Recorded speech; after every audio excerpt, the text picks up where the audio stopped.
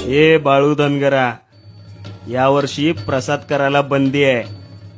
4 लोकांच्या वर एकत्र जेवायला बसायचं नाही. गांधीवधामुळं सरकारला सर्वत्र शांतता हवी आहे आणि हा नियम पाळायचा. समजलं काय? नाहीतर हातात बेड्या पडतील. बर बाबा, सरकारी हुकूमच आहे, त्याला आम्ही काय करणार नाही का. आमचं प्रसाद करणं राहिलं. जा बाबा जा, बिनघोर जा.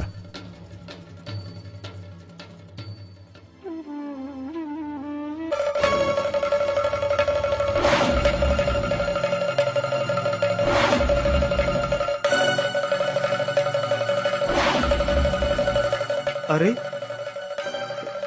मला काहीच दिसत नाहीये. माझ्या डोळ्यासमोर अंधारी आले.